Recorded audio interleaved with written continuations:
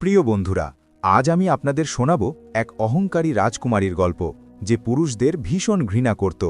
যেহেতু রাজকুমারী ইয়াসমিন ছিল হদ পার করা সুন্দরী এবং বাদশাহের একমাত্র মেয়ে, তাই সে ভাবত যেন কোনো পুরুষ তাকে স্পর্শ না করে, কারণ তার মতো সুন্দরী এই পৃথিবীতে আর কেউ নেই। রাজকুমারী পুরুষদের এতটা ঘৃণা করত যে যদি কোনো পুরুষ তার মহলের পাশ দিয়েও যেত, তবে সে তাকে মৃত্যুদণ্ডের সাজা শুনিয়ে দিত। রাজকুমারী ইয়াসমিন তার নিজের বাবা বাদশাহ সালামতের সাথেও খুব কম দেখা করত। অহংকারী হওয়ার পাশাপাশি রাজকুমারী ছিল অত্যন্ত কঠোর হৃদয়ের এবং নির্দয়। সে যাকে চাইত এক মুহূর্তেই মৃত্যুর সাজা দিয়ে দিত।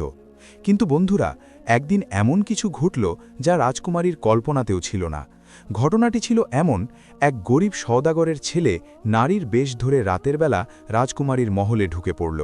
তারপর সে রাজকুমারীর কামরা পর্যন্ত পৌঁছে গেল। এরপর রাজকুমারীর সাথে সে যা করল তা শুনে আপনারা অবাক হয়ে যাবেন।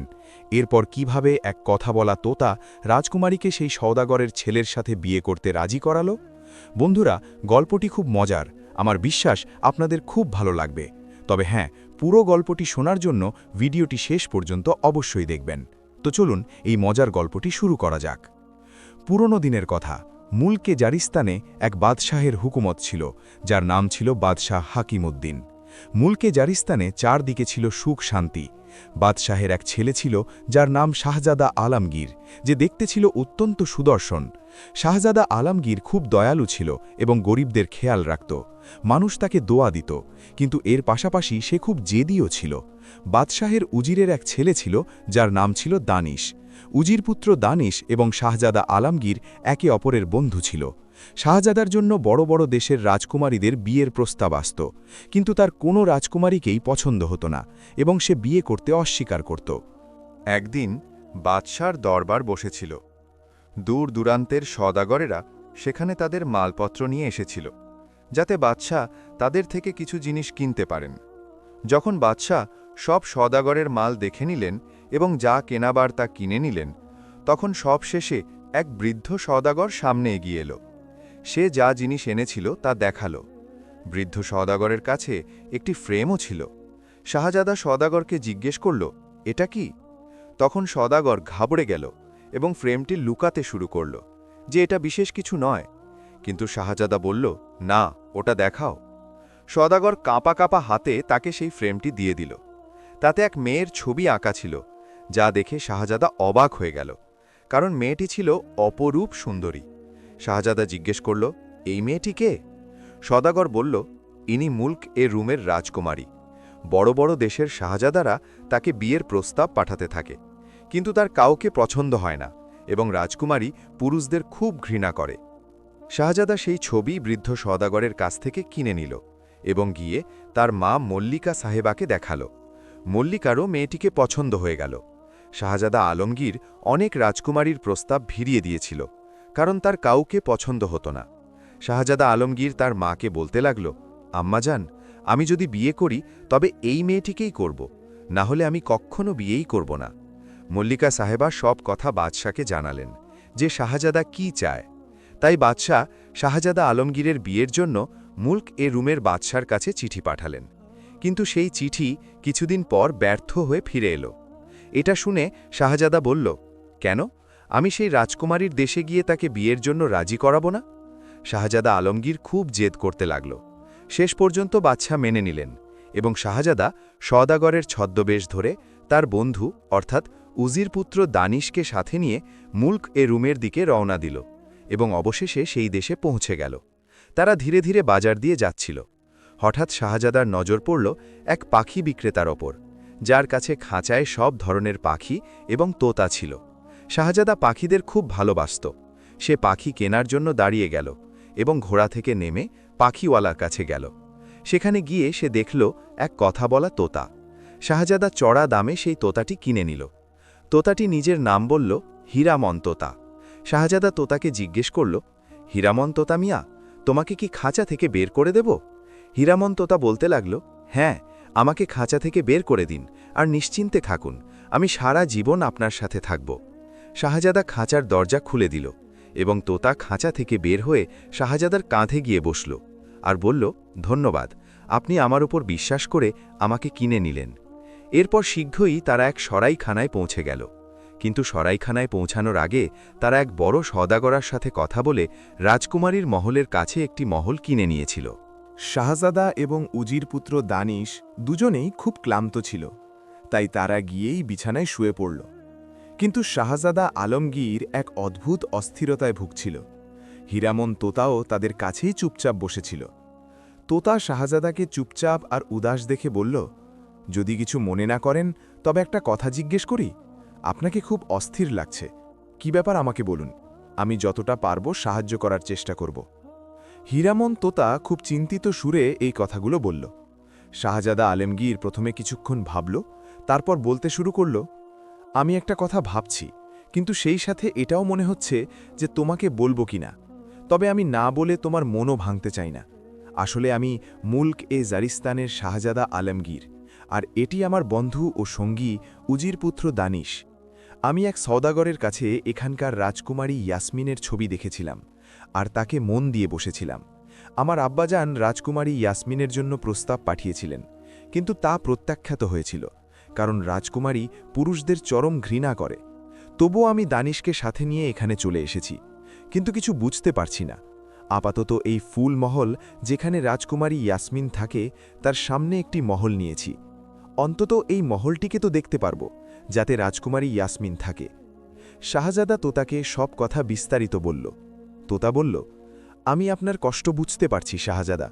আপনি যদি অনুমতি দেন তবে আমি চেষ্টা করি। আমি আপনাকে কথা দিচ্ছি যে আমি শীঘ্রই রাজকুমারী ইয়াসমিনকে রাজি করিয়ে নেব। শাহজাদা বলল, যদি এমনটা হয় তবে আমি তোমার এই উপকার সারা জীবন ভুলব না। এরপর হীরামন তোতা উড়ে বাইরে চলে গেল এবং শাহজাদা আপন মনে হাসল। শাহজাদা আলমগীরের মনে কেন জানি বিশ্বাস জন্মে গিয়েছিল যে হীরামন তোতা অবশ্যই রাজকুমারীকে রাজি করিয়ে নেবে।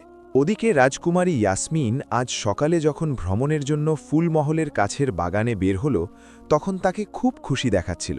সে বাগানের সুন্দর দৃশ্য দেখছিল। এমন সময় হঠাৎ তার কানে একটি আওয়াজ এলো, সকালবেলার সালাম জানাই রাজকুমারী সাহিবা। আওয়াজটি পুরুষের মনে হচ্ছিল, কিন্তু সুরটি ছিল খুব মিষ্টি ও আকর্ষণীয়।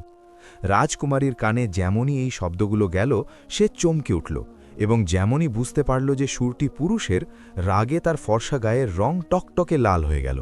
চোখ দিয়ে যেন আগুনের গোল্লা বের হতে লাগল। কে তুমি, আর আমাদের মহলে ঢোকার সাহস তোমার হলো কি করে? রাজকুমারী খুব রাগে ধমক দিয়ে বলল।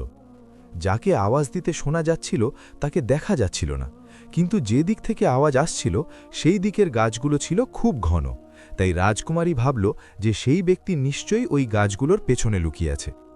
বিনা অনুমতিতে মহলে আসার জন্য ক্ষমা চাইছি, কিন্তু আমাদের আপনার মহলে আসা থেকে কে আটকাতে পারে? সেই একই মিষ্টি আওয়াজ আবার শোনা গেল এবং রাজকুমারী তার সাহস ও ধৃষ্টতা দেখে অবাক হয়ে গেল। তুমি কে? সামনে এসো, না হলে আমি দাসীদের ডাকছি। তুমি জানো না যে আমাদের মহলের কাছে আসা পুরুষকে হত্যা করা হয়? রাজকুমারীর রাগ এবার চরম সীমায় পৌঁছে গেল। তোতা বলল, আপনাকে দেখার পর কারই বা নিজের জীবন ভালো লাগে? রাজকুমারীর রাগে পাগল হওয়ার মতো অবস্থা হলো। সে বুঝতে পারছিল না এই বেয়াদব লোকটা কে, আর সে পাহারাদারদের চোখ এড়িয়ে ভেতরে ঢুকতে সফল হলো কি করে। সে দাসীকে ডাকার জন্য তালি বাজাতে হাত তুলতেই হঠাৎ গাছগুলোর মধ্যে ডানা ঝাপটানোর শব্দ শোনা গেল এবং পরের মুহূর্তেই এক সুন্দর তোতা উড়ে এসে রাজকুমারীর সামনে গাছের ডালে বসল। রাজকুমারী খুব অবাক হল। তোতা বলল, আমি হাজির হয়েছি রাজকুমারী সাহিবা। আর রাজকুমারী বিস্ময়ে লাফিয়ে উঠল। এখন সে বুঝতে পারল যে এতক্ষণ ধরে তার সাথে কথা বলা জিনিসটি তোতাই ছিল। এত সুন্দর তোতাকে এইভাবে পরিষ্কার গলায় কথা বলতে দেখে সে খুশি হল। রাজকুমারী খুব অবাক হয়ে বলল, এটা তুমি ছিলে মিয়া মিঠু? চমৎকার, তুমি তো খুব সুন্দর কথা বলো। তোমাকে এইসব কথা কে শিখিয়েছে? হীরামন তোতা জবাব দিল, আমার নাম মিয়া মিঠু নয়, বরং হীরামন তোতা, এবং মানুষের মতো কথা বলা আমি ছোটবেলা থেকেই শিখেছি। রাজকুমারী ইয়াসমিন হাসতে শুরু করল এবং বলল, তোমার নামও তোমার মতোই খুব সুন্দর। তুমি কি আমার কাছে থাকবে? তোতা বলল, না রাজকুমারী, আমার মালিক এক সওদাগরের ছেলে। রাজকুমারী বলল, সওদাগরের ছেলে? সে কে? তার নাম কি? আমরা বাদশাহ সালামতকে বলে তোমাকে নিজের জন্য তার থেকে চেয়ে নেব। তোতা বলল, না রাজকুমারী সাহিবা, আমি আমার মালিককে খুব ভালোবাসি। তিনি নিজেও খুব সুন্দর, এতটাই সুন্দর যতটা আপনি। তবে আপনি অনুমতি দিলে আমি আপনার কাছে আসব। রাজকুমারী বলল, ঠিক আছে তোতা মিয়া, যেমন তোমার খুশি। তবে কথা দাও যে আমার কাছে অবশ্যই আসবে। তোতা বলল, আমি কথা দিতে পারছি না, কারণ আমার মালিক যদি জানতে পারেন তবে আমাকে মেরে ফেলবেন। রাজকুমারী বলল, কেন, তার কি আপত্তি থাকতে পারে? তোতা বলতে লাগল, রাজকুমারী সাহিবা, তিনি নারীদের খুব ঘৃণা করেন, এতটা ঘৃণা যে তাদের নাম শোনাও তার পছন্দ নয়। আর আপনিও তো একজন নারী, সে রাজকুমারীই হন না কেন। যদি তিনি জানতে পারেন যে আমি একজন নারীর সাথে কথা বলেছি, তবে তিনি আমাকে মেরে ফেলবেন। রাজকুমারী অবাক হয়ে বলল, নারীদের ঘৃণা করে কেন? তোতা তাকে এদিক সেদিকের কথা বলে বুঝিয়ে দিল যে সে কেন নারীদের ঘৃণা করে। রাজকুমারী বলল, তার এত সাহস যে সে নিজেকে আমাদের তুলনায় বেশি সুন্দর মনে করে আর নারী জাতিকে জেদি ও বিশ্বাসঘাতক বলে। আমরা এটা সহ্য করতে পারি না। তোতার কাজ হয়ে গিয়েছিল। সে বলল, রাজকুমারী সাহিবা, সওদাগর আমার জন্য অপেক্ষা করছে, আমি যাই। আর তারপর হীরামন্ত তা হুশ করে উড়ে গেল। রাজকুমারীর মাথায় এখনও তোতার কথাগুলো ঘুরছিল। সে ভাবছিল এমন কোনো সওদাগরের ছেলে হবে যে নিজেকে সবথেকে বেশি সুন্দর মনে করে। সত্যিই কি সে এত সুন্দর হবে? সে নারীদের খুব ঘৃণা করে। এটাই ভাবতে ভাবতে সে তার কামরায় চলে এলো। রাজকুমারী তার বিছানায় শুয়ে পড়ল এবং হীরামন তোতা আর তার কথাগুলো নিয়ে ভাবতে থাকল। হঠাৎ তার মনে হলো যে সে নিজেও তো পুরুষদের ঘৃণা করে। তার মানে সেই সওদাগরের ছেলেটিও নিশ্চয়ই অনেক সুন্দর হবে, তবেই তো সে নারীদের ঘৃণা করে। এবার রাজকুমারীর মনে সেই সওদাগরের ছেলেকে দেখার ইচ্ছে জাগল। কিন্তু পরক্ষণেই রাজকুমারী এই চিন্তা ঝেড়ে ফেলল। এটা তার আদর্শের পরিপন্থী ছিল। সে উঠে বসল। নিজের ওপর তার রাগ হচ্ছিল যে কেন সে একটি তোতার কথায় এসে নিজের চিন্তাধারা বদলাতে শুরু করেছে। তাই সে সব চিন্তা ঝেড়ে ফেলে দাসীকে গোসলের জন্য ডাকল এবং তারপর সে দাসীর সাথে গোসলখানার দিকে চলল। ওদিকে শাহজাদার বন্ধু উজির পুত্র দানিশ ঘোড়ায় চড়ে উজিরে আজমের মহলের দিকে রওনা হল। সে রাস্তায় উজির কন্যা গুলনারের সাথে দেখা করার বুদ্ধি খুঁজতে থাকল, কিন্তু সে কোনো বুদ্ধি খুঁজে পাচ্ছিল না। হঠাৎ তার মাথায় একটি বুদ্ধি এলো। সে ঘোড়া ঘোরালো এবং সেই মহলের দিকে ফিরে চলল যেখানে আজ সকালে সরাইখানা থেকে এসেছিল। এই মহলের নাম ছিল গুলাব মহল, কারণ এর বাগানে সব জায়গায় রং বেরঙের গোলাপ ফুটে থাকত। পথে উজির পুত্র একটি দোকান থেকে একটি সুন্দর মেয়েদের পোশাক কিনল এবং তারপর গুলাব মহলে পৌঁছে গেল। শাহজাদা কোথাও বাইরে গিয়েছিল। দানিশ ভেতরে গিয়ে নিজের পুরুষালী পোশাকের বদলে মেয়েদের পোশাক পরল। গোঁপার দাড়ি তার আগে থেকেই ছিল না, তাই মেয়েদের পোশাক পরার পর তাকে একটি সুন্দরী মেয়ে বলে মনে হতে লাগল। সে খুব সুন্দরভাবে ওড়না পরল এবং তারপর কোমরের তলোয়ার গুঁজে গুলাব মহল থেকে বাইরে বেরোল। এরপর ঘোড়ায় চড়ে একজন নারী সৈনিকের মতো উজিরে আজমের মহলের দিকে চলল। এই উজির ছিলেন রাজকুমারী ইয়াসমিনের বাবার উজির। সে যখন উজিরের মহলের কাছে পৌঁছল তখন পাহারাদার তাকে আটকে দিল। দানিশ বলল, আমাকে রাজকুমারী ইয়াসমিন পাঠিয়েছেন উজির কন্যা গুলনারের কাছে, একটি জরুরি বার্তা আছে। দানিশ মেয়েদের মতো গলার স্বর করে বলল এবং পাহারাদাররা তাকে ভেতরে যাওয়ার অনুমতি দিয়ে দিল। একজন দাসী তাকে নিয়ে উজির কন্যা গুলনারের দিকে চলল। সে মহলের ভেতর দিয়ে গিয়ে দ্রুতই উজির কন্যার কাছে পৌঁছে গেল। উজির কন্যা গুলনার তখন তার বাগানে দাসীদের সাথে ছিল। দাসী তাকে সেখানে নিয়ে গেল। উজির কন্যা অচেনা নারীকে দেখে দাঁড়িয়ে গেল এবং জিজ্ঞেস করল, ইনি কে? দাসী জানালো, একে রাজকুমারী ইয়াসমিন আপনার কাছে পাঠিয়েছেন, কোনো জরুরি বার্তা নিয়ে এসেছেন। গুলনার বলল, বলো কি ব্যাপার? দানিশ, যে তখন নারীর বেশে ছিল, সে বলল, একটি জরুরি বার্তা আছে উজির কন্যা, আর এই বার্তা আমি আপনাকে একান্তে বলবো। উজির কন্যা দাসীদের ইশারা করলেন এবং সব দাসী নিঃশব্দে উঠে অন্যদিকে চলে গেল। এখন বাগানে উজিরের মেয়ে গুলনার এবং দানিশ একা ছিল। দানিশ গুলনারকে দেখেই তাকে মন দিয়ে ফেলেছিল। উজির কন্যা গুলনার তার খুব পছন্দ হয়ে গিয়েছিল। এখন সে ভাবছিল যদি সে পুরুষ পোশাকে আসত। এদিকে উজির কন্যা গুলনারের কাছেও এই মেয়েটিকে খুব ভালো লাগছিল। উজির কন্যা অবাক হয়ে জিজ্ঞেস করল, কি ব্যাপার, তোমার নাম কি? এর আগে তো আমি তোমাকে রাজকুমারী ইয়াসমিনের কাছে কখনো দেখিনি। তুমি কি নতুন এসেছ?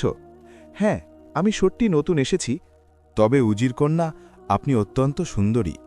দানিশের মুখ দিয়ে আপন মনেই বেরিয়ে গেল। উজির কন্যা হাসি মুখে প্রশ্ন করল, আমি কি রাজকুমারী ইয়াসমিনের চেয়ে বেশি সুন্দরী?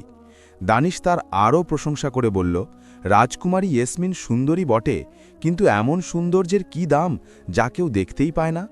আমার চোখে আপনি তার চেয়েও বেশি সুন্দরী। এদিকে উজির কন্যাও ভাবছিল এই তরুণীটি তার কেন এত ভালো লাগছে। সে ভাবছিল যদি এই মেয়েটি মেয়ে না হয়ে পুরুষ হতো তবে সে খুব সুন্দর এক যুবক হতো। কি বার্তা আছে এবার বলো। উজির কন্যার হঠাৎ রাজকুমারী ইয়াসমিনের বার্তার কথা মনে পড়ল। দানিশ এদিক ওদিক তাকিয়ে বলল, আমাদের কেউ দেখছে না তো? গুলনার বলল, না, এখানে কেউ নেই এবং বিনা অনুমতিতে কেউ আসবে না। দানিশ তার আসল পুরুষালী কণ্ঠে বলতে লাগল, রাজকুমারী ইয়াসমিনের নাম তো আমি শুধু আপনার সাথে দেখা করার জন্য ব্যবহার করেছিলাম। উজিরকন্যা সাহিবা, আমি এই ধৃষ্টতার জন্য ক্ষমা চাইছি। আপনার আকর্ষণই আমাকে এখানে টেনে এনেছে। এখন আপনার মর্জি, চাইলে আমাকে হত্যা করান অথবা ছেড়ে দিন। এটা শুনে উজিরকন্যা চমকে উঠল, কারণ কণ্ঠস্বর ছিল পুরুষের। আর তারপর দানিশ খুব দ্রুত নিজের মেয়েদের পোশাক খুলে ফেলল। এখন সে পুরুষালী পোশাকে একজন সুদর্শন যুবক। উজিরকন্যা গুলনার অবাক হয়ে একদৃষ্টিতে তার দিকে তাকিয়ে রইল। প্রথম দেখাতেই এই যুবকটি তার খুব পছন্দ হয়ে গিয়েছিল এবং সে মনে মনে তার বুদ্ধিমত্তা ও সাহসের প্রশংসা করছিল। গুলনার বলল, দ্রুত মেয়েদের পোশাক পরে নাও, কেউ দেখে ফেললে খুব বিপদ হবে। দানিশ দ্রুত আবার মেয়েদের পোশাক পরে নিল। গুলনার তাকে কামরার ভেতরে নিয়ে এলো এবং বলল, হ্যাঁ, এবার বলো তুমি কে, আর তুমি এত সাহস করলে কেন? তুমি কি জানো না আমার একটা ইশারায় তোমাকে হত্যা করা যেতে পারে? সে রাগ দেখাচ্ছিল, কিন্তু দানিশ বুঝে গিয়েছিল যে উজির কন্যাও তাকে পছন্দ করতে শুরু করেছে। না হলে সে কেন তাকে বিশেষভাবে নিজের ঘরে নিয়ে আসত, ওখানেই সাজা দিত। দানিশ বলল, উজির কন্যা সাহিবা, প্রেমে সাহস ছাড়া কাজ চলে না। তাই আমি সাহস করেছি, অর্থাৎ আপনাকে দেখে নিয়েছি। এখন আপনার মর্জি, আপনি আমাকে হত্যা করান অথবা আমার হাত ধরুন। এটা শুনে গুলনর বলল, আমরা তোমার সম্পর্কে কিছুই জানি না, যে তুমি কে আর কোথায় থাকো, কোন বংশের মানুষ। দানিশ বলল, তবে শুনুন, আমার নাম দানিশ। আমি মুলক এ জারিস্তানের উজিরে আজমের একমাত্র ছেলে। আমি আর আমার বন্ধু শাহজাদা আলমগীর এখানে ঘুরতে এসেছি। এরপর অনেকক্ষণ তারা কথা বলল।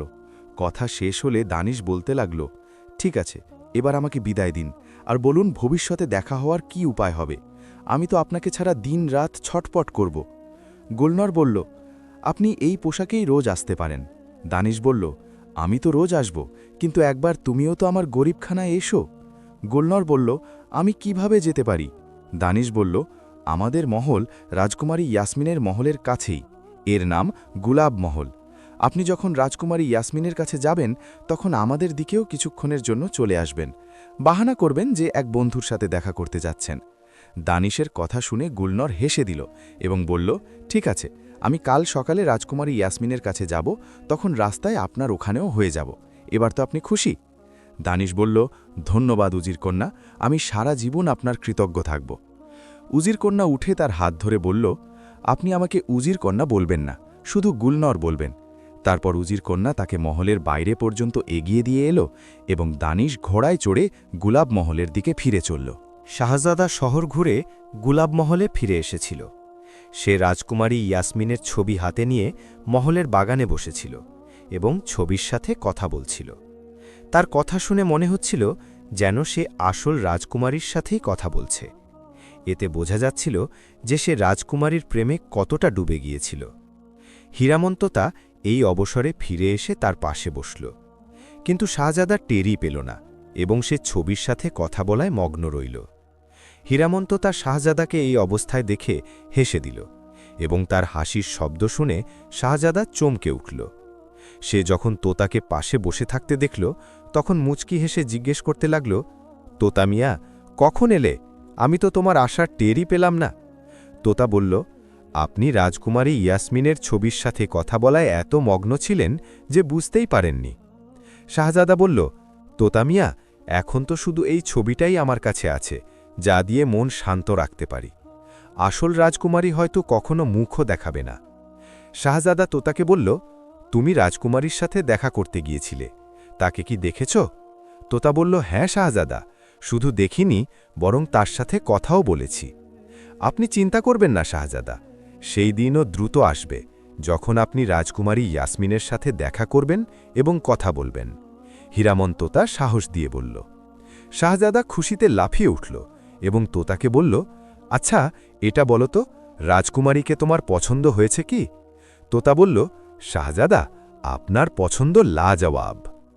এমন সময় দানিশ মেয়েদের পোশাক পরে মহলে ঢুকল। শাহজাদা তাকে দেখে বলল, দানিশ, তুমি আর এই পোশাকে? আমি একই দেখছি। দানিশ জানালো যে সে তার পরিকল্পনা অনুযায়ী কাজ করেছে এবং গুলনারের সাথে দেখা করার সব কথা শাহজাদাকে বলল। শাহজাদা এটা শুনে খুশি হল।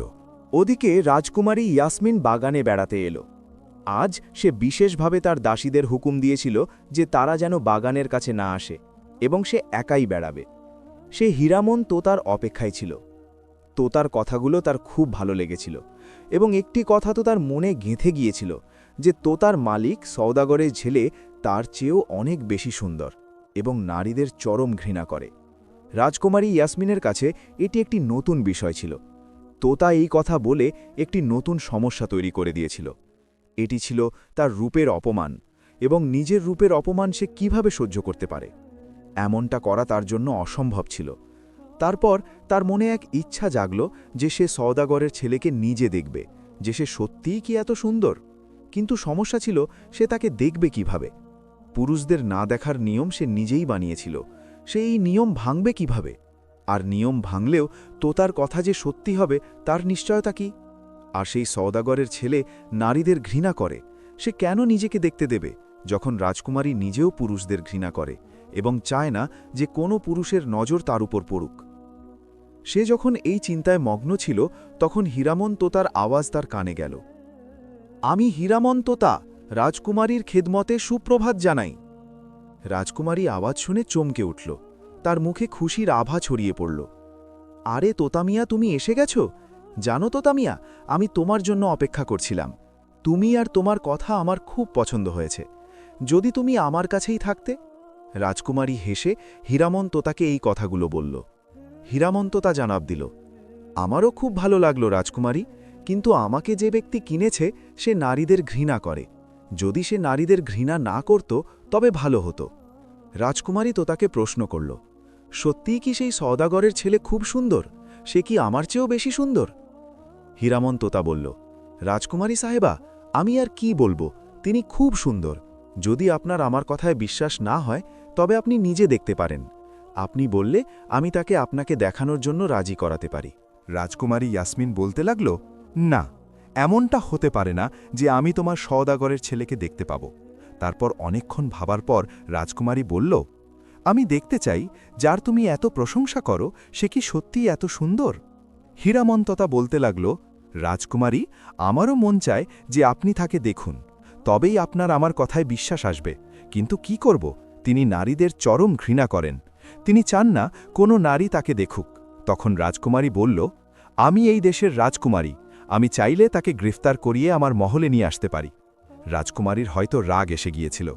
হীরামন্ততা বলল, সে তো ঠিক আছে রাজকুমারী, কিন্তু এতে তার ঘৃণা আরও বেড়ে যাবে, আর তাছাড়া এটি শিষ্টাচারের বিরোধী।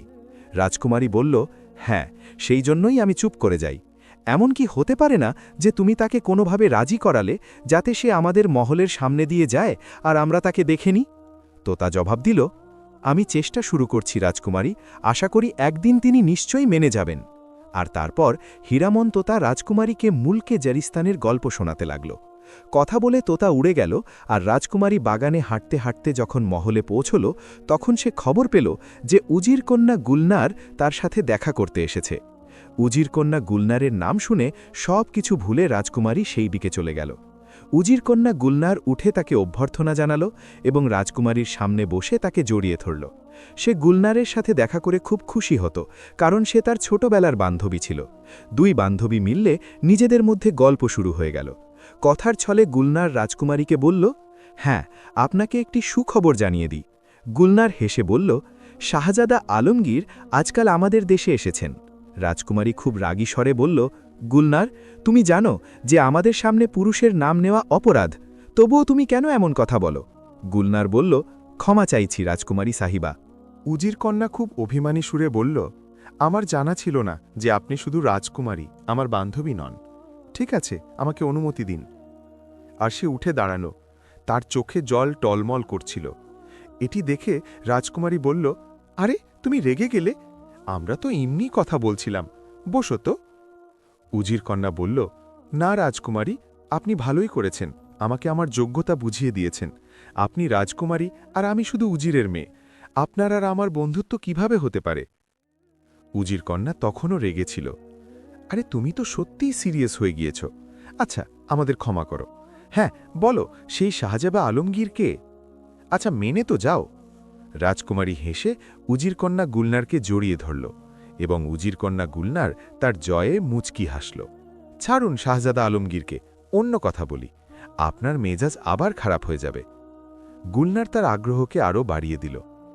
না গুলনার, আমাদের বলো যে তুমি কি বলতে চেয়েছিলে। কে শাহজাদা আলমগীর? রাজকুমারীও হয়তো জেদে পড়ে গিয়েছিল।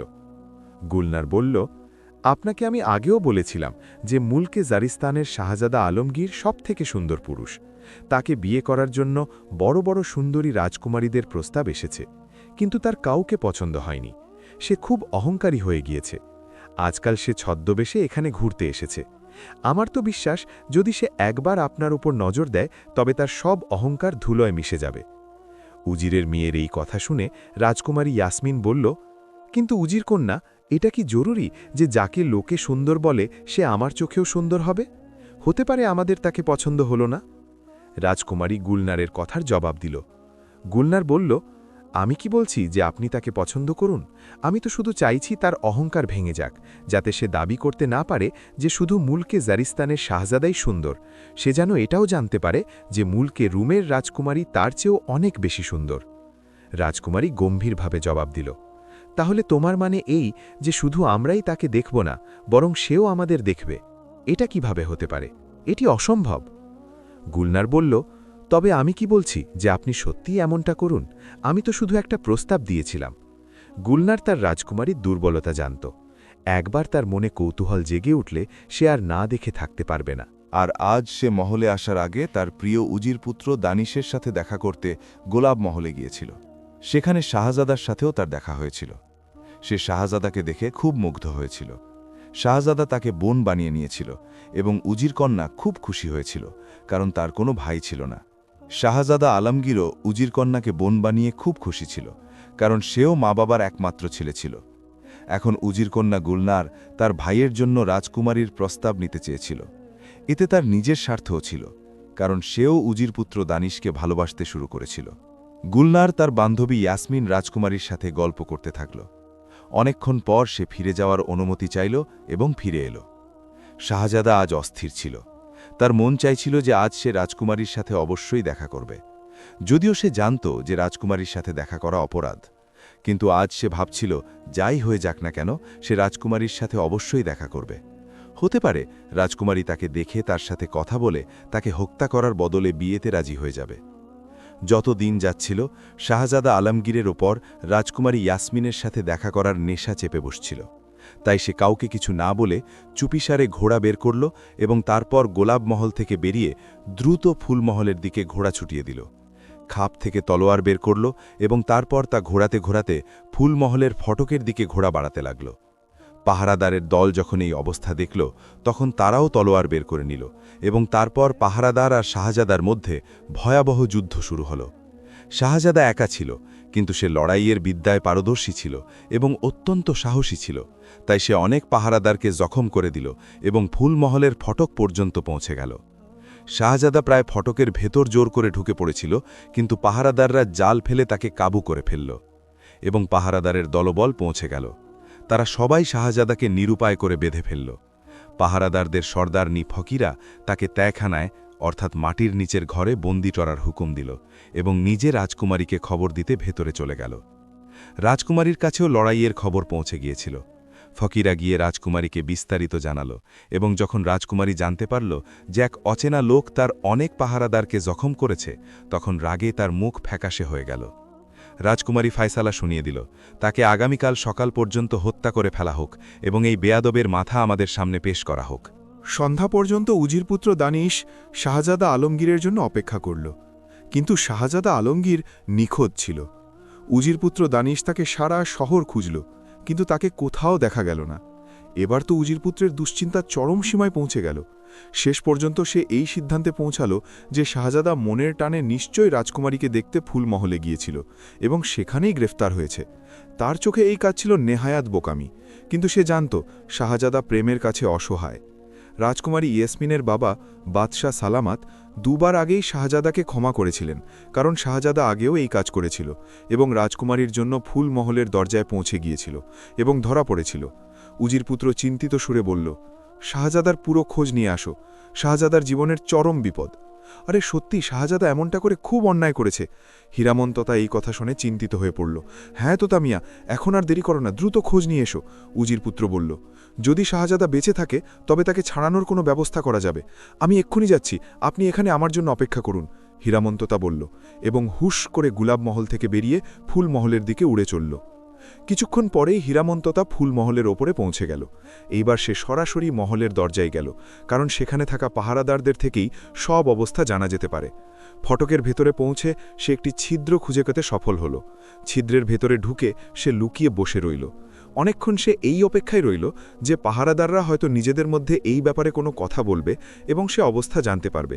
কিন্তু যখন পাহারাদাররা কোনো কথা বলল না, তখন সে বুঝে গেল যে পাহারাদারদের নিজেদের মধ্যে কথা বলার হুকুম নেই। না হলে যেখানে ৪-৫ জন নারী জমা হয় সেখানে নিস্তব্ধতা থাকা অসম্ভব ছিল।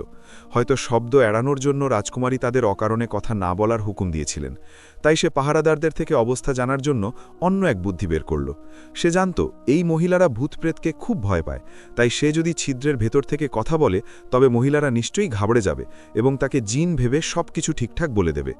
ততা গম্ভীর গলায় বলতে লাগল, তোমরা আজ এক নির্দোষকে বন্দী করেছ, আমি তোমাদের সবাইকে খেয়ে ফেলব, আমি জিনদের বাদশাহ, আমি খেয়ে ফেলব। পাহারায় থাকা মহিলারা তার কণ্ঠ শুনে হতবাক হয়ে গেল, তাদের মুখ ফ্যাকাশে হয়ে গেল এবং শরীর ভয়ে কাঁপতে লাগল। তাদের মধ্যে একজন সাহস করে জবাব দিল, আমাদের কোনো দোষ নেই, আমরা তাকে বন্দী করিনি, তাকে তো পাহারাদাররা রাজকুমারীর হুকুমে বন্দী করা হয়েছে এবং সকালে তাকে হত্যার হুকুম দেওয়া হয়েছে। তথা আগের চেয়েও ভয়ঙ্কর সুরে বলল, আমরা তোমাদের খেয়ে ফেলব, তোমরা তাকে ফয়সালা করো, ছেড়ে দাও, সে আমাদের বন্ধু। এক মহিলা জবাব দিল, জি জনাব, সে এখানেই ফটকের নিচের ত্যাখানায় বন্দী আছে আর তার চাবিগুলো মহলের কাছে আছে। আমরা তাকে বন্দী দশা থেকে মুক্ত করতে পারি। তোতা এবার চুপ হয়ে গেল, কারণ যা কিছু তার জানার দরকার ছিল তা সে জেনে ফেলেছিল। অনেকক্ষণ তোতা চুপচাপ বসে রইল। নিচে পাহারাদারদের শোরগোল শুনতে লাগল, যারা একে অপরকে জিন সম্পর্কে বলছিল। এখন ফটকের ভেতরে বেশ অন্ধকার হয়ে গিয়েছিল, তাই সে নিঃশব্দে সুড়ঙ্গ থেকে বাইরে বের হল এবং তারপর ফটক থেকে বেরিয়ে দ্রুত চলে গেল। সে যত দ্রুত সম্ভব উজির পুত্রের কাছে পৌঁছতে চাইছিল। শীঘ্রই সে গুলাব মহলে পৌঁছে গেল। উজির পুত্র দানিশ তখনও বাগানে পায়চারি করছিল। তার চেহারায় চরম অস্থিরতা ফুটে উঠছিল। যেমনই সে তোতার ডানা ঝাপটানোর শব্দ শুনল, সে চমকে উঠে আশাবাদী নজরে তার দিকে তাকাতে লাগল। তোতা পাশের একটি গাছে বসল। শাহজাদা এখনও বেঁচে আছে, উজির পুত্র। সে ফটকের নিচের ত্যাখানায় বন্দী আছে, তাকে সকালে হত্যা করা হবে। জেলখানার চাবিগুলো ফকিরা নামক সর্দারনির কাছে আছে। তোতা সব বিস্তারিত শুনিয়ে দিল। উজির পুত্র শাহজাদার বেঁচে থাকার কথা শুনে অত্যন্ত খুশি হল, কিন্তু এখন সে ভাবছিল কিভাবে শাহজাদাকে মুক্ত করানো যায়। সবথেকে আগে ফকিরা সর্দারনির কাছ থেকে চাবি হাসিল করার সমস্যা ছিল। তার মনে হল এই সর্দারনি সেই মহিলা যে আগে শাহজাদা আর তাকে ফুল মহলের কাছ থেকে ফিরিয়ে দিয়েছিল।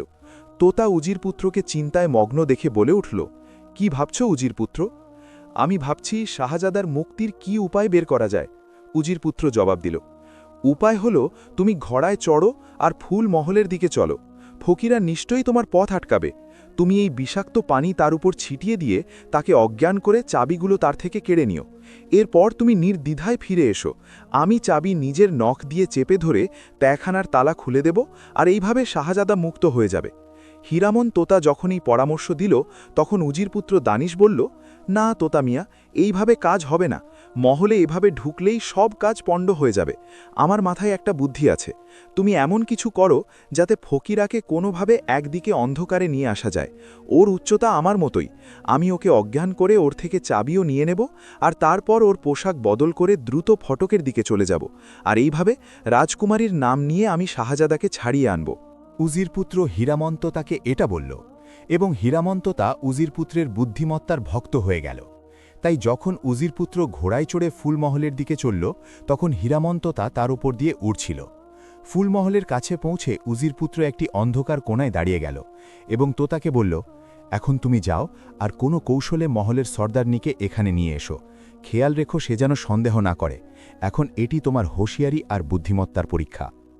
তোতা বলল, চিন্তা করবেন না, হীরামন তোতা নিজের দায়িত্ব চেনে। শাহজাদার জন্য তো আমি নিজের জীবনও কুরবানি করতে পারি, এ তো সামান্য ব্যাপার। হীরামন তোতা জবাব দিল এবং ফুরুত করে উড়ে গেল। সে ফুলমহলের চারদিকে চক্কর দিচ্ছিল। তার ওড়ার গতি ছিল খুব ধীর, তাই তার ডানার শব্দও হচ্ছিল না। সে মহলের সর্দারনিকে খুঁজতে চাইছিল। শেষমেশ এক জায়গায় এক মহিলাকে অন্য এক মহিলাকে সর্দারনি নামে ডাকতে শুনল এবং সে সেই মহিলাকে ভালো করে চিনে নিল, যাকে সর্দারনি বলা হচ্ছিল। তোতা দেখল যে আশেপাশে পাহারাদাররা বেশ দূরে দূরে আছে, আর এই জায়গাটি উজির পুত্রের লুকানোর জায়গার কাছাকাছি। তাই সে নিজের বুদ্ধিমতো কাজ শুরু করে দিল।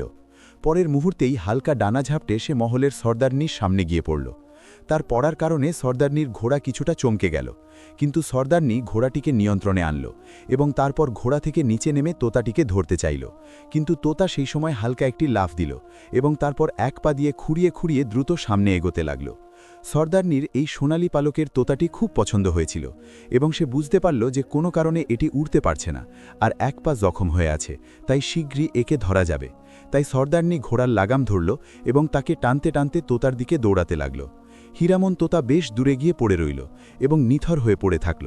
যখন সর্দারনি তার কাছে পৌঁছাল, তোতা আবার উঠে সামনে এগিয়ে গেল। সর্দারনি সবকিছু ভুলে তার পেছনে ঘোড়া টানতে টানতে এগিয়ে গেল। এখন তোতা উজির পুত্রের কাছাকাছি পৌঁছে গিয়েছিল। উজির পুত্র ঘোড়া থেকে নেমে একপাশে লুকিয়ে দাঁড়িয়েছিল।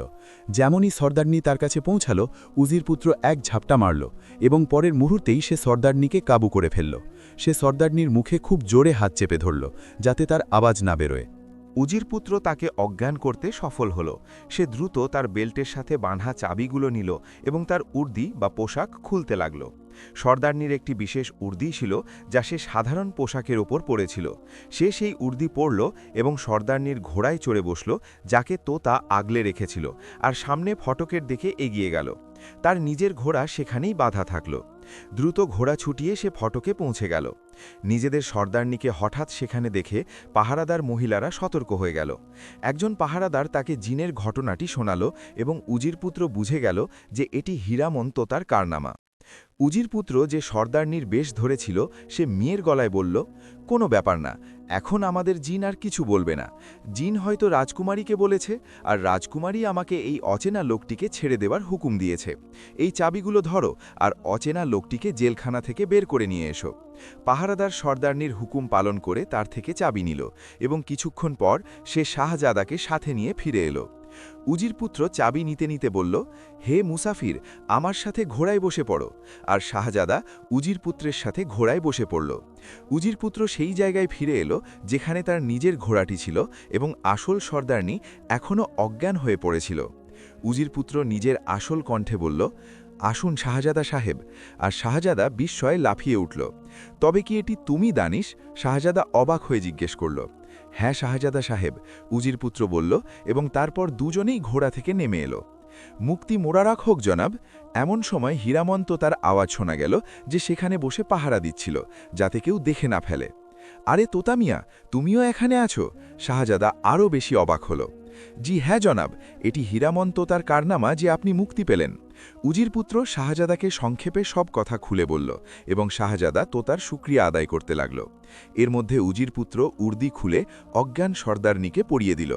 তারপর তার ঘোড়াটি সেখানেই বেঁধে শাহজাদাকে নিরির পেছনে বসিয়ে নিল এবং গুলাব মহলের দিকে রওনা হল। সকালে রাজকুমারী ইয়াসমিন প্রথা অনুযায়ী বাগানের দিকে পায়চারি করতে যাচ্ছিল। তখন সে সর্দারনির আসার খবর পেল। রাজকুমারীর মনে পড়ল যে কাল সে অচেনা লোকটিকে হত্যার হুকুম দিয়েছিল। হয়তো সর্দারনি তাকে হত্যা করার পর তার মাথা নিয়ে এসেছে। রাজকুমারী ভাবতে লাগল, না জানি সেই লোকটি কে ছিল আর কেন সে এত সাহস দেখাল। কাল রাগের মাথায় সে ফায়সালা তো করেছিল, কিন্তু আজ তার আফসোস হচ্ছিল। যবে থেকে হীরামন তোতা তাকে শাহজাদার কথা বলেছিল।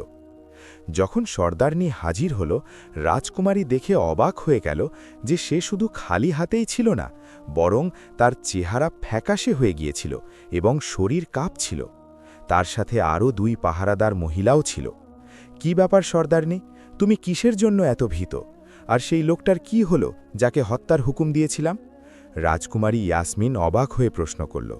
সর্দারনি অর্থাৎ ফকিরা বলল, যদি অভয় দেন তবে বলি।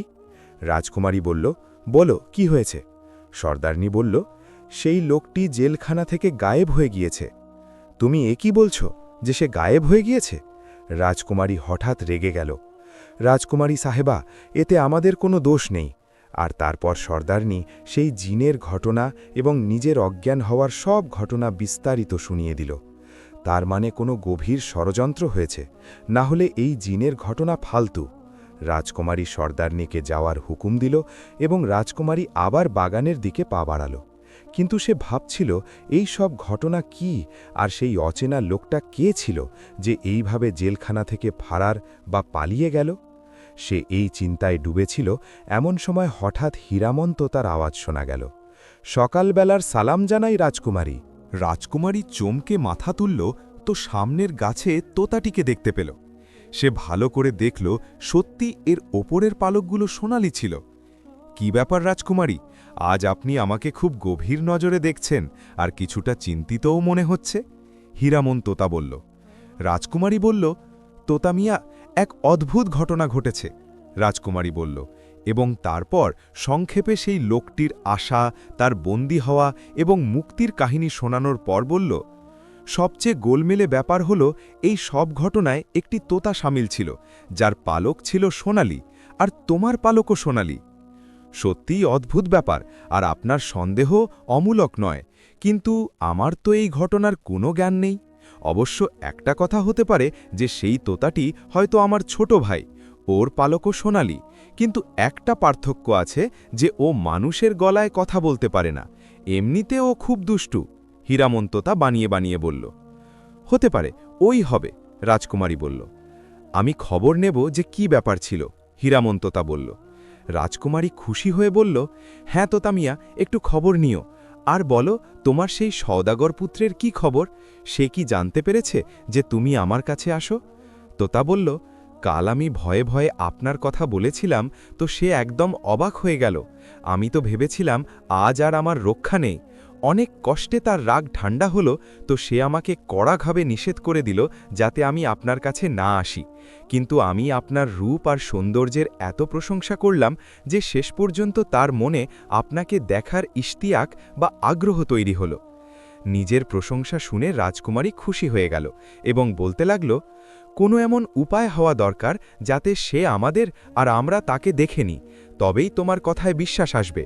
তোতা বলল, আপনিই কোনো বুদ্ধি বাতলে দিন রাজকুমারী, না হলে আপনাকে দেখা এত বড় অপরাধ যে কল্পনা করলেই প্রাণ শুকিয়ে যায়। রাজকুমারী বলল, আজ থেকে 1 সপ্তাহ পর আমি আমার বাবার সাথে দেখা করতে যাব। সেই দিন কোনো পুরুষ বাড়ি থেকে বেরোতে পারে না, এমন করা অপরাধ। কিন্তু তুমি সওদাগর পুত্রকে বলো যে সে যেন তার বাড়ির জানলায় দাঁড়িয়ে থাকে। আমরা পালকির পর্দা সরিয়ে তাকে দেখে নেব। তুমি সেই জানলার কাছে বসে থাকবে। আমরা চিনে নেব যে এই সওদাগরের ছেলে। এইভাবে তোমার মিথ্যে ধরা পড়ে যাবে। তোতা বলল, আচ্ছা রাজকুমারী, আমি চেষ্টা করব যাতে সওদাগর পুত্র এমনটা করে। আমার ভয় হচ্ছে পাছে সে নিজের কথা থেকে পিছিয়ে না যায়, কারণ সে নারীদের ঘৃণা করে। এই বলে তোতা বিদায় নিয়ে চলে গেল এবং রাজকুমারী মহলের দিকে ফিরে চলল। ওদিকে রাজকুমারীর বান্ধবী গুলনার উজির পুত্র দানিশকে এটা জানিয়ে দিয়েছিল যে রাজকুমারী তোমার বন্ধু শাহজাদা আলমগীরের ছবি দেখতে রাজি হয়ে গিয়েছে। শাহজাদার কাছে নিজের কোনো ছবি ছিল না, তাই সে উজির পুত্রকে নাস্তার পর কোনো ভালো ছবি আঁকিয়েকে ডাকার জন্য পাঠিয়ে দিল। এর মধ্যে তোতা উড়তে উড়তে দেওয়ানে খাসে প্রবেশ করল। তোতার চোখ খুশিতে চকচক করছিল। শাহজাদা, এই সুখবরটি শুনুন।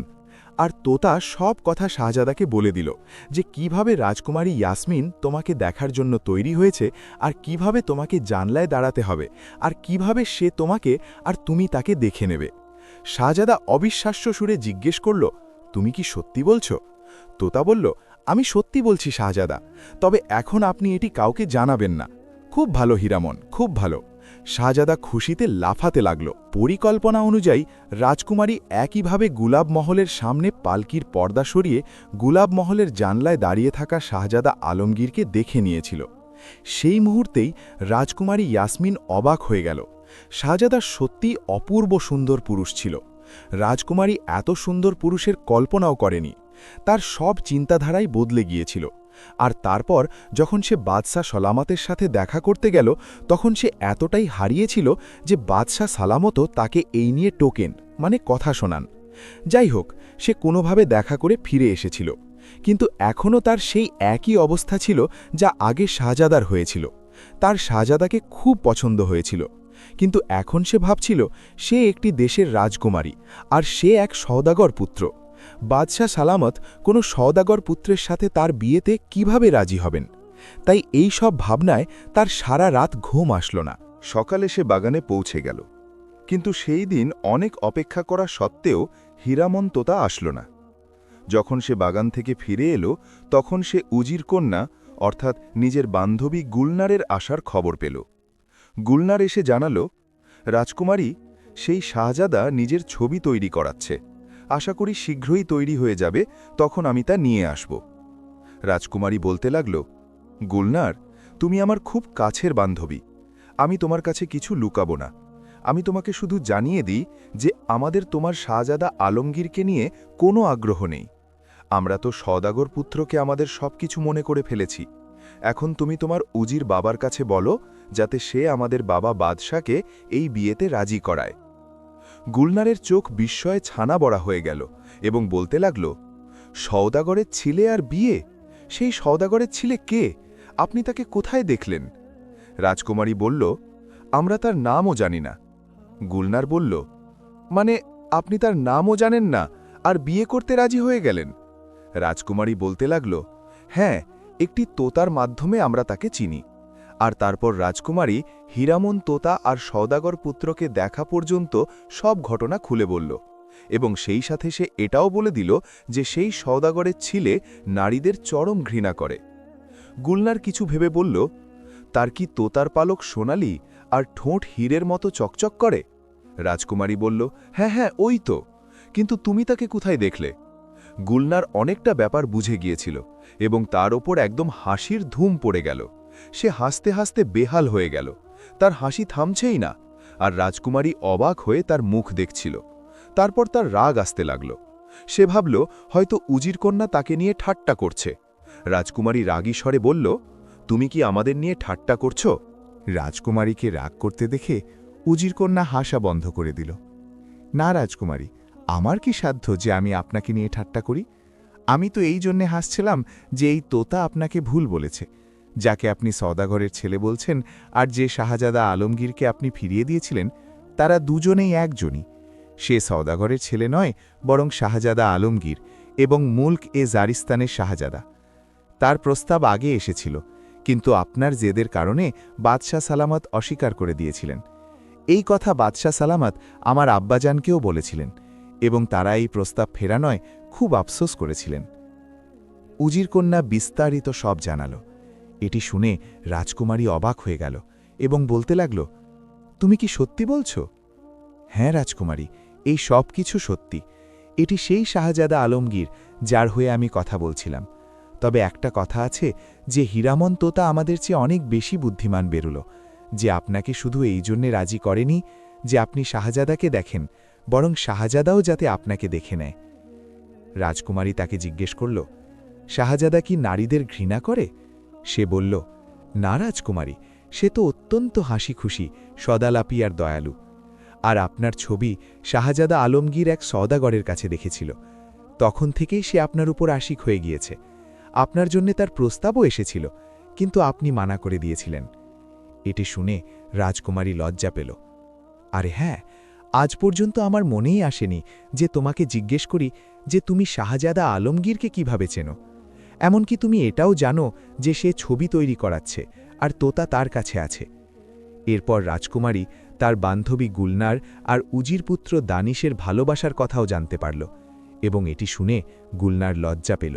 রাজকুমারী বলল, ঠিক আছে, তুমি শাহজাদা আলমগীরকে এই বার্তা দিয়ে দাও যে এখন আর ছবি বানানোর দরকার নেই। আমরা তার ছবি আমাদের মনে বানিয়ে নিয়েছি। এখন সে তার বাবার মাধ্যমে আমাদের আব্বাজানের কাছে বিয়ের কথা বলুক। এইবার আর অস্বীকার হবে না। তবে একটা শর্ত আছে, নিজের বিয়ের সাথে সাথে উজির পুত্র দানিশের বিয়েও আমাদের আদরের বান্ধবী গুলনারের জন্য অবশ্যই আসতে হবে। উজির কন্যা হাসতে হাসতে উঠে দাঁড়াল। অবশ্যই রাজকুমারী সাহিবা, এই বার্তা পাঠিয়ে দেব। আর তারপর দুই বান্ধবী খুশি হয়ে একে অপরকে জড়িয়ে ধরল। গুলনার চলে গেল, আর রাজকুমারী কোনো চিন্তায় মগ্ন হয়ে গেল। এমন সময় হীরামন তোতার আওয়াজ তার কানে গেল। রাজকুমারী সাহিবার খেদমতে আদাব জানাই। আর রাজকুমারী চমকে তাকে দেখল। সে জানালায় বসেছিল। রাজকুমারী মুখ ঘুরিয়ে বলতে লাগল, আমরা তোমার সাথে কথা বলবো না। এক তো আজ সকালে আসনি, দ্বিতীয়ত তুমি আমাদের সাথে দুটো মিথ্যে বলেছ, যে শাহজাদা আলমগীরকে সওদাগর বলেছ, আর সেই সাথে এই মিথ্যেও বলেছ যে সে নারীদের ঘৃণা করে। রাজকুমারী রীতিমতো অভিমান করে বলল, আর হীরামন তোতা হেসে দিল। রাজকুমারী সাহিবা, সত্যি আমি আমার এই ধৃষ্টতার জন্য ক্ষমা চাইছি।